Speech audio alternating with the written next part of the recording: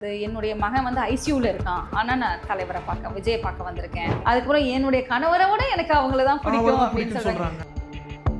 இதனால சங்கீதாவும் வந்து பின் வாங்கிட்டு ஓட போகிறது கிடையாது. அவங்க ஒரு தைரியமான பெண்மணி. அவங்க வந்து சேலஞ்ச் பண்ணுறாங்க இன்னைக்கு கோர்ட்டில். அப்போ ஒரு இளம் தலைமுறையினர் வந்து உங்களை பார்த்துட்டு இருக்காங்க அப்படின்ற போது ரோல் மாடலிங் நீங்கள் பண்ணுறீங்க இல்லையா? ஒரு தலைவரை நோக்குறாங்க அப்படின்ற போது அப்போ அது அட்லீஸ்ட் நீங்கள் அதை பேசக்கூடாதுனாவது மினிமமாக வந்து நம்ம பண்ணக்கூடியது என்னென்னு இந்த மாதிரி எல்லாம் பேசாதீங்க.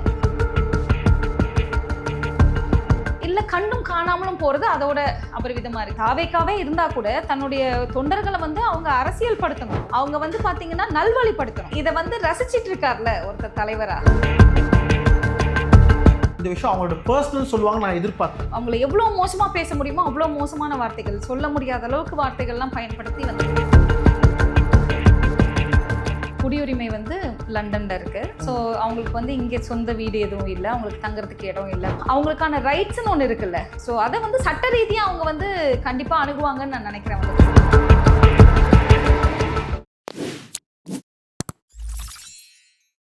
மேம் வணக்கம். வணக்கம். எப்படி இருக்கீங்க? நல்லா இருக்கேன். இப்போ நீங்கள் வந்து ஒரு உமன் வெல்ஃபேரோட மெம்பராக இருக்கிறனால இந்த கேள்வி நான் கேட்குறேன்.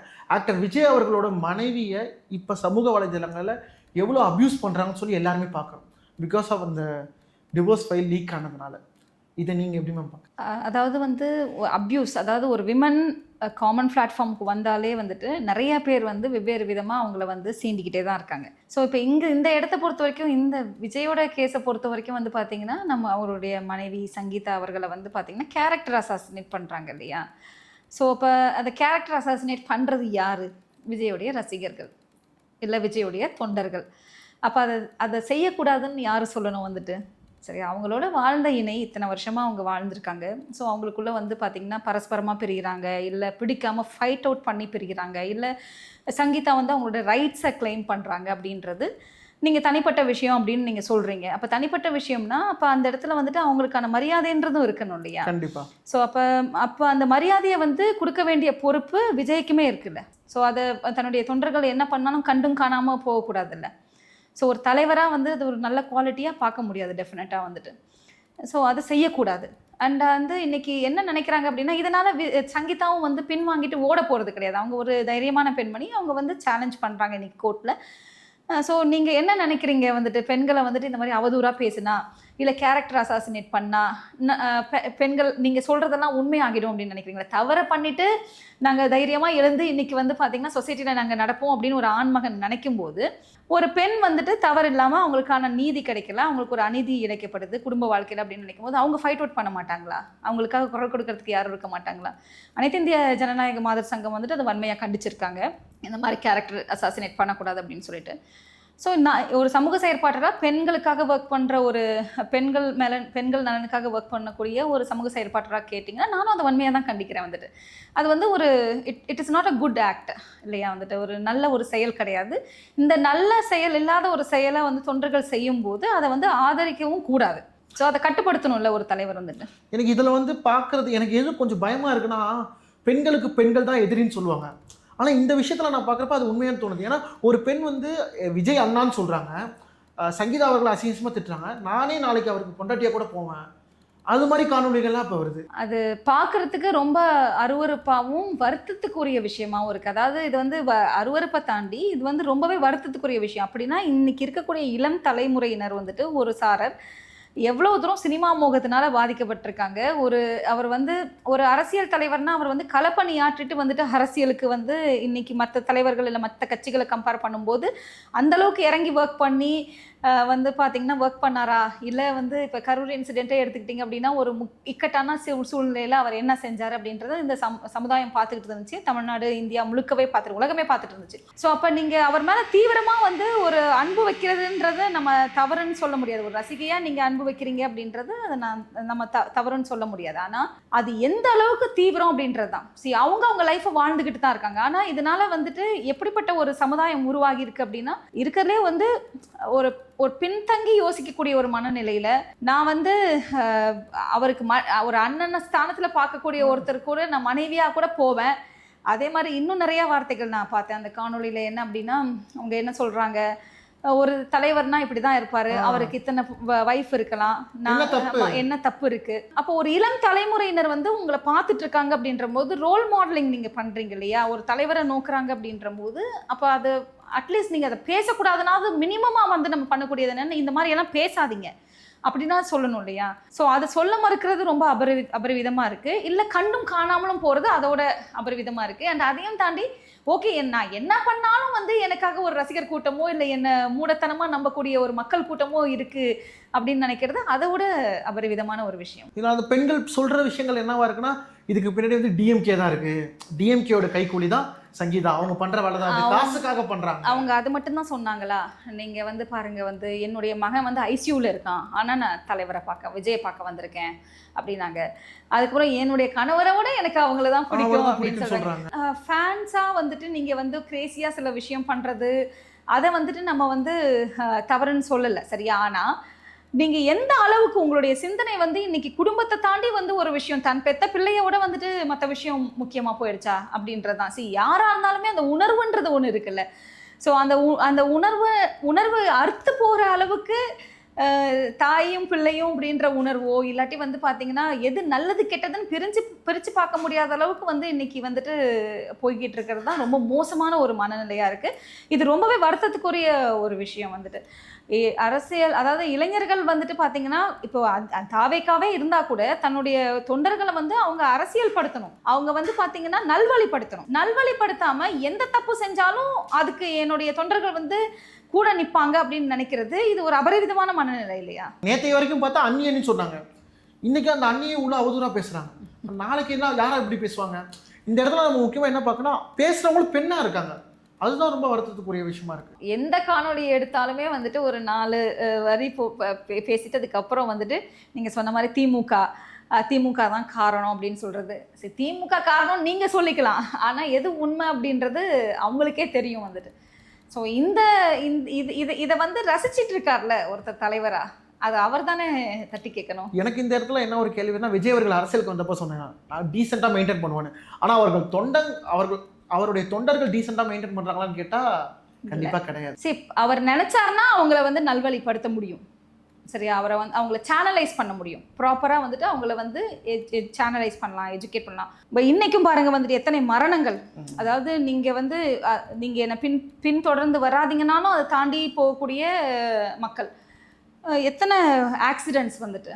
ஸோ இப்போ வந்து இது வந்து இந்த விழிப்புணர்வு வந்துட்டு பார்த்திங்கன்னா பொதுமக்களுக்கும் வரணும். இல்லை இந்த மாதிரி வந்து ஒரு இன்சிடென்ட் ஒரு கூட்டத்துக்கு போகிறாங்க அப்படின்னா அந்த வீட்டில் இருக்கக்கூடிய பெரியவங்க வந்துட்டு பார்த்தீங்கன்னா இவங்களோட சேஃப்டியுமே வந்து கன்சிடர் பண்ணணும். நீங்கள் போனீங்கன்னா திரும்பி உயிரோட வருவீங்களான்றது ஒரு முக்கியமான கேள்வி ஆயிடுச்சு இப்போ வந்துட்டு. ஸோ அப்போ எல்லாத்தையும் தாண்டி வந்து என்னை நம்பி வர தொண்டர்கள் வந்துட்டு சேஃபாக போகிறாங்களா, ஸோ அதுக்கு நம்ம என்ன பண்ண போகிறோம் அப்படின்றது யோசிக்கணும். அண்ட் கேரக்டர் அசாசினேஷன் வந்துட்டு பண்ணுறதுனால இப்போ வந்து நீங்கள் அவங்களுடைய மனைவியை கேரக்டர் அசாசினேட் பண்ணி இப்போ வந்து உங்கள் தலைவர் மேலே உங்களுக்கு வந்து அபரிவிதமான அன்பு இருக்கிறனால நீங்கள் யாரை வேணால் என்ன வேணால் பேசலாம் அப்படின்றது ஒரு வேர்ஸ்ட் திங் இந்த வேர்ல்டு வந்துட்டு. பட் அதை ஆதரிக்கிறாங்கல்ல, அதுக்கு வந்து மறுப்பு சொல்லாமல் சைலண்ட்டாக இருக்கிறது. எவ்வளோ தூரம் வந்து ஒரு குற்றம் நடந்தால் ரிப்போர்ட் பண்ணாமல் இருக்கோமோ, அதாவது அதுக்கு துணை நிற்கிறோமோ, ஒரு குற்றம் நடக்கும்போது துணை நிற்கிறோமோ, அந்த அளவுக்கு அதை விட ஒரு படி அதிகம் வந்துட்டு ஒரு குற்றமோ ஒரு தவறான விஷயம் நடக்கும்போது அது வாய்ஸ் கொடுக்காம இருக்கிறது, அது தவறுன்னு சொல்லாமல் இருக்கிறது. ஸோ அப்படி பார்த்தீங்கன்னா இத்தனை நாள் வாழ்ந்த அவங்களுடைய இணையை வந்துட்டு அவரை அவமதிக்கிறதை தாண்டி கொச்சப்படுத்துறாங்க அப்படின்றத நான் என்ன நினைச்சேன்னா, விஜய் அவர்களோட தொண்டர்கள் வந்து இந்த விஷயம் அவங்களோட பர்சனல் சொல்லுவாங்க நான் எதிர்பார்த்தேன். ஏன்னா விஜய் அவர்கள் அரசியலுக்கு வந்தப்பமே ரொம்ப டீசெண்டாக நம்ம அரசியல் பண்ணுவோம், டீசெண்டாக இருப்போம் சொல்லியிருந்தாங்க. ஸோ அவங்க தொண்டர்களுமே இது அவங்க தனிப்பட்ட வாழ்க்கை, இதில் வந்து நாங்கள் பேசுறதுக்கு கருத்து இல்லைன்னு சொல்லுவாங்கன்னு நினச்சேன். ஆனா இவ்வளவு மோசமா பேசிட்டு இருக்காங்க. இல்ல, தனிப்பட்ட வாழ்க்கை அப்படின்ற போது 2 பேருக்குமான பரஸ்பர இடைவேளையை கொடுத்து அவங்கள வந்து பாத்தீங்கன்னா அவங்க தனியா இது பண்றாங்கன்னா அது தனிப்பட்ட. ஆனா நீங்க ஒரு பெண்ணை வந்து தொடர்ந்து பொதுத்தளத்துல கொச்சைப்படுத்தும் போது அது எப்படி தனிப்பட்ட ஒரு இதுவா பார்க்கப்படும்? சோ பெண்களுக்கு ஒரு இதுவுமே வந்து ஒரு குற்ற செயல் தானே வந்துட்டு. இல்ல, டிவோர்ஸ் பத்தி யாராவது கேள்வி கேட்டாங்கன்னா அவங்க 2 பேரோட தனிப்பட்ட வாழ்க்கைன்னு சொல்லாம தனிப்பட்ட வாழ்க்கைன்னு சொல்லிருக்கலாம்னு நான் நினைக்கிறேன். ஆனா அவங்க அப்படி சொல்லாம சங்கீதா அவர்களை மட்டும்தான் ரொம்ப கொச்சைப்படுத்தி பேசுறாங்க. ஆமா, அதே தான் சொல்றேன். ரொம்ப அதாவது ரொம்ப மோசமான வார்த்தைகளால, அதாவது அவங்கள வந்து அவங்கள எவ்வளவு மோசமா பேச முடியுமோ அவ்வளவு மோசமான வார்த்தைகள், சொல்ல முடியாத அளவுக்கு வார்த்தைகள்லாம் பயன்படுத்தி வந்துட்டு இன்னைக்கு கொச்சப்படுத்திட்டு இருக்காங்க. இப்ப நம்ம பேசிட்டு இருக்க நேரத்துல பாத்தீங்கன்னா விஜய் அவர்களோட மனைவி இன்னொரு குற்றச்சாட்டு வச்சிருக்காங்க.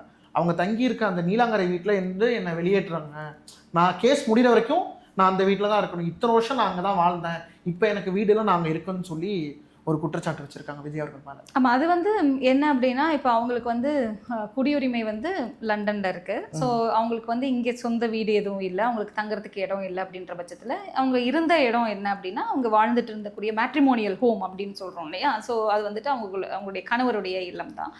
ஸோ அப்படி இருக்கும்போது நீங்கள் பரஸ்பரமாக பிரிகிறீங்க அப்படின்னா கூட வந்துட்டு இப்போ வந்து ரெஸ்டிடியூஷன் ஆஃப் கான்ஜுகல் ரைட்ஸ் போடுறாங்க அப்படின்னா அவங்களுக்கு வந்து பார்த்தீங்கன்னா ஒரு இப்போ நீங்கள் ஒரு மனைவியை வந்து குண்டுக்கட்டாக வந்து வெளியெல்லாம் வந்து நீங்கள் அனுப்ப முடியாது.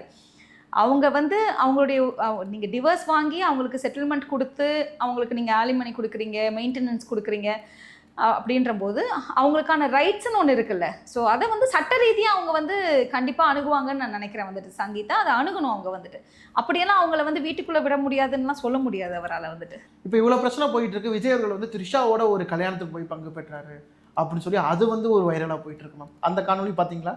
ஆமாம், அதுவும் பார்த்தோம் தான் வந்துட்டு. ஸோ அதாவது ஒரு ரூமர் வருது அப்படின்னா எஸ்பெஷலி வந்துட்டு ஒரு குறிப்பாக வந்து இந்த மாதிரி எக்ஸ்ட்ரா மேரிட்டல் அஃபேர்ஸ் பற்றி ரூமர்ஸ் வருது அப்படின்னா என்ன பண்ணுவாங்க அப்படின்னா தலைவர்கள்லாம் தன்னுடைய மனைவியை கூட்டிகிட்டு வந்து இந்த ரூமருக்கு புற்றுப்புள்ளி வைக்க நினைப்பாங்க.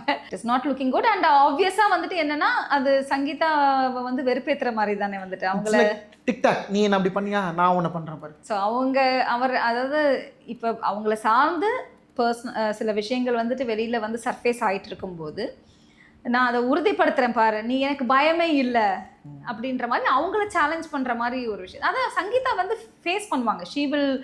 அவங்க டெஃபினட்டாக வந்து சட்ட ரீதியாக இதை அணுகுவாங்க கண்டிப்பாக வந்துட்டு. ஏன்னா அவங்க அந்த ஃபைலில் மென்ஷன் பண்ணியது அந்த நடிகையோட பேரை சொல்லாமல் இருக்கேன், விஜய் தரப்புலேருந்து ப்ரெஷர் வந்துச்சுன்னா கண்டிப்பாக அந்த நடிகையோட பேரை நான் சொல்லுவேன்னு சொல்லி குறிப்பிட்டிருந்தாங்க.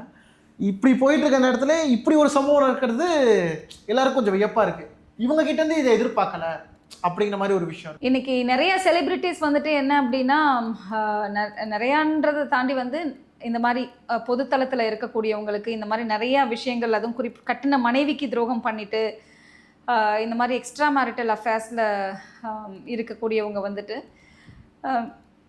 இந்த மாதிரி நிறைய ரூமர்ஸோ இல்லாட்டி இதுவும் வரும்போது அதை வந்து அவங்களுடைய மனைவி வந்து பார்த்திங்கன்னா எப்படி ஹேண்டில் பண்ணியிருக்காங்க.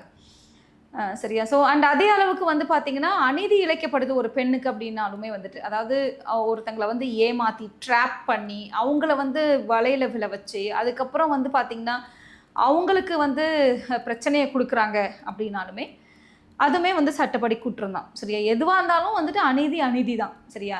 நியாயப்படி வந்துட்டு அது ஒரு மனைவியாக இருந்தாலும் சரி இல்லை பாதிக்கப்பட்ட ஒரு பெண்ணாக இருந்தாலும் சரி அவங்களுக்கு கிடைக்க வேண்டிய நியாயம் கண்டிப்பாக கிடைக்கணும்.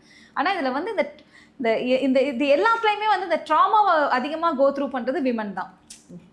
ஸோ எப்படிப்பட்ட ஒரு சுச்சுவேஷனாக இருந்தாலும் அது ஏமாற்றப்பட்டாலும் சரி இல்லாட்டி வந்துட்டு ஏமாந்து போனவங்கள கட்டின மனைவியாக இருந்தாலும் சரி. ஸோ எல்லா விஷயங்கள்லையுமே நீங்கள் பாருங்கள் வந்துட்டு அதிகமான ட்ராமா யாருக்கு அப்படின்னா அந்த பெண்களுக்கு தான் இருக்குது. ஸோ ஆண்டு காலமாக இந்த மாதிரியான விஷயங்களை ஆண்கள் வந்து தலை நிமிர்ந்து செஞ்சுக்கிட்டே இருக்கலாம் அப்படின்னு நினைக்கிறாங்க. அவங்களுக்கு ஒரு ப்ரியாரிட்டி மாதிரியும் ஒரு ப்ரிவிலேஜ் மாதிரியும் நினைக்கிறாங்கல்ல. ஒரு பெரிய dick, as a man I can do whatever I want அப்படின்றது தவறு தானே. இந்த கேஸில் அடுத்தபடி என்ன விஷயம் நடக்கும்னு நீங்கள் நினைக்கிறீங்க? ஆமாம், she will fight it out. ஆக்சுவலாக வந்து சங்கீதா வந்து she will fight it out legally. இந்த மாதிரி அவதூறாக சங்கீதா அவர்களை பற்றி பேசுகிறவங்களுக்கு நீங்கள் என்ன மேம் சொல்லணும்னு நினைக்கிறீங்க? பெண்களை தரக்குறைவாக பேசுகிறவங்களுக்கும் சரி.